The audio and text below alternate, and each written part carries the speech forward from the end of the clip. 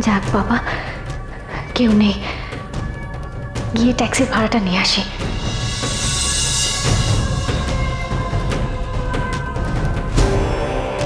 কি ব্যাপার, এরকম পাগলের মতো ওপরে গেল?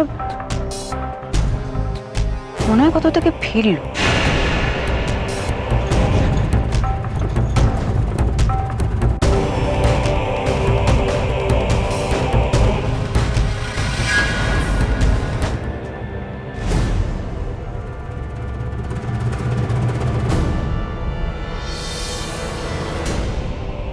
মহারানী পাগলের মতো ছুটছে কেন?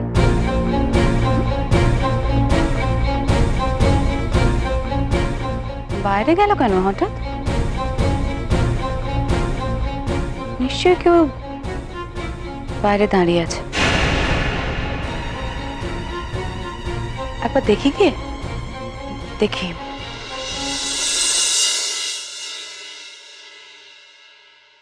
কি ব্যাপার? কোথায় গেছিলে? মানে কেউ এসছে নাকি বাইরে? কে আসবে বড়দি?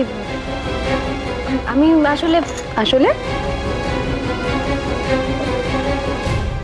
একটা ভিখারি এসেছিল তো, তাই টাকা দিতে গেছিলাম। ও তাই নাকি?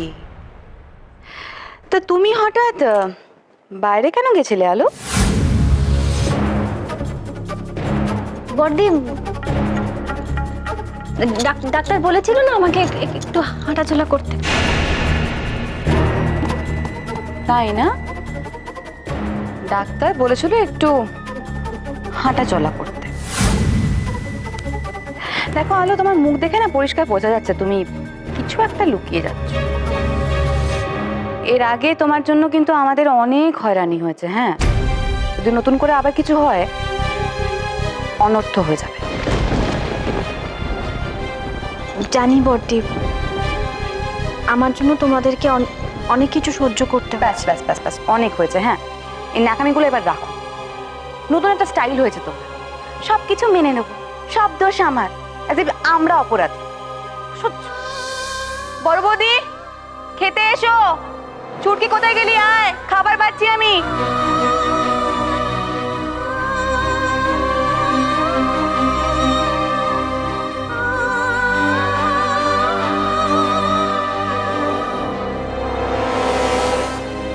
কেউ খেতে ডাকবে না রে তোর মাকে, নিজেই যেতে হবে, নিজেকেই নিয়ে খেতে হবে, সকলকে বেড়েও দিতে হবে। আমার কি আর অভিমান করার সাজে?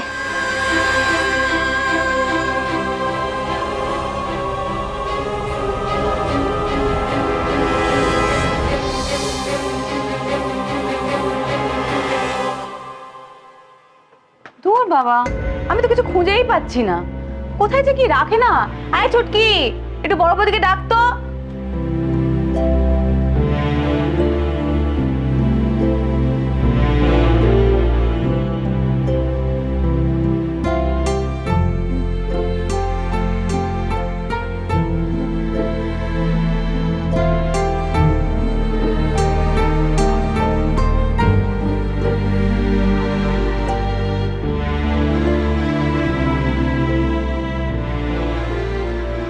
দিদি,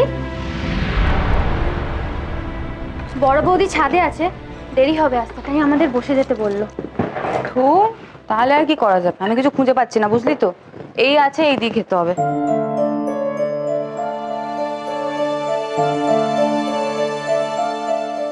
চুটকি এই না।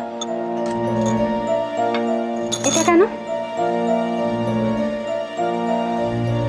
সাধারণত ওই দিদিভাই মাছগুলো দুটো বাটিতে রাখে, একটা গাদা আর একটা পেটি।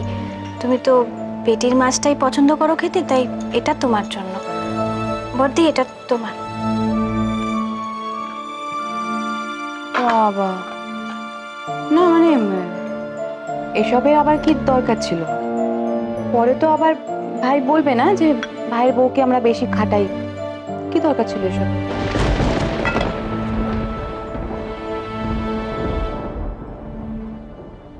আমি বাইরে ঘরে বসে খেয়ে নিচ্ছি, তোমরা নিশ্চিন্তে খাও এখানে। কোনো দরকার হলে আমাকে ডেকো।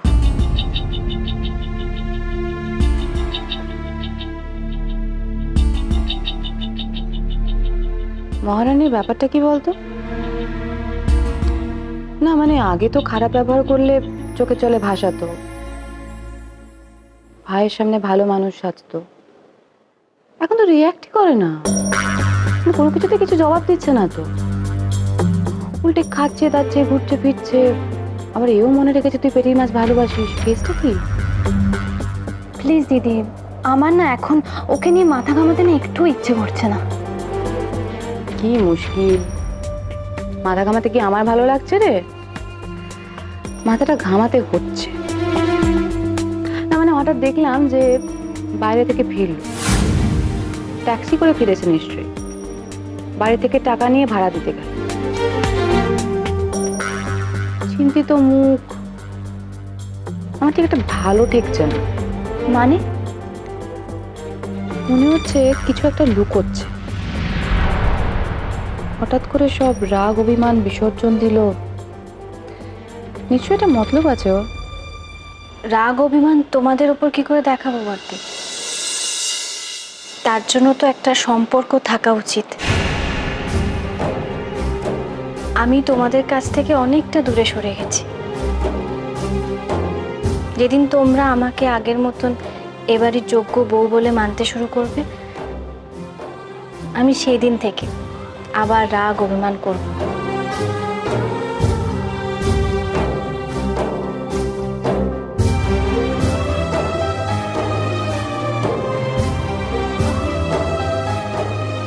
এই মাছটা নিলাম।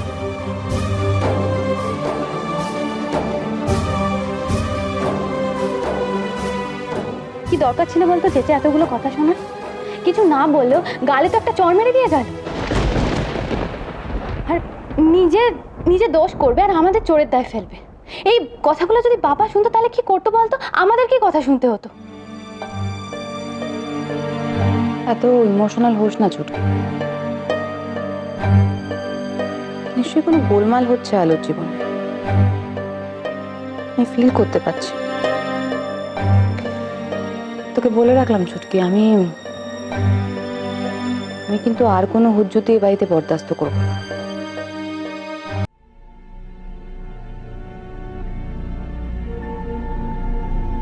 তুমি যদি আমাকে টাকাটা ফেরত না দাও, আমি কিন্তু তোমার বাড়িতে সোজা যাব, আর তোমার বউকে গিয়ে বলবো আমি তোমার সন্তানের মা হতে চলেছি। দেবীকে গিয়ে বলো তার গয়নাগুলো যেন বন্ধক রাখে, আর সেই টাকাটা যেন আমাকে ফেরত দেয়। টাকাটা আমার চাই, দাও 24 ঘন্টার মধ্যে।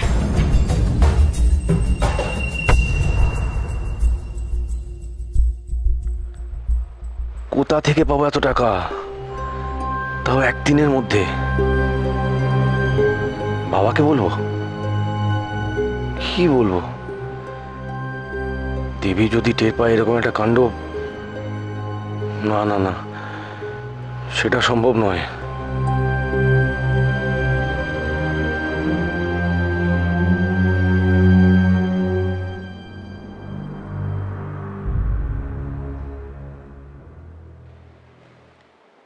বর্দা,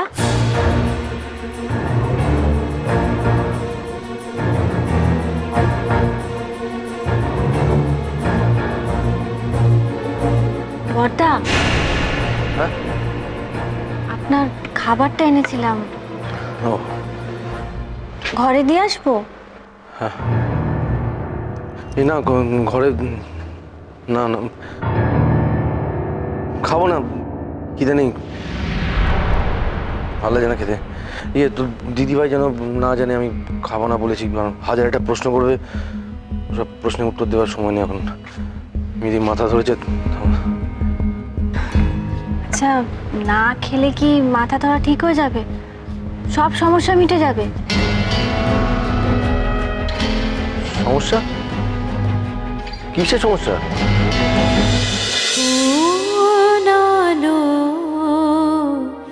লাগলো চোখে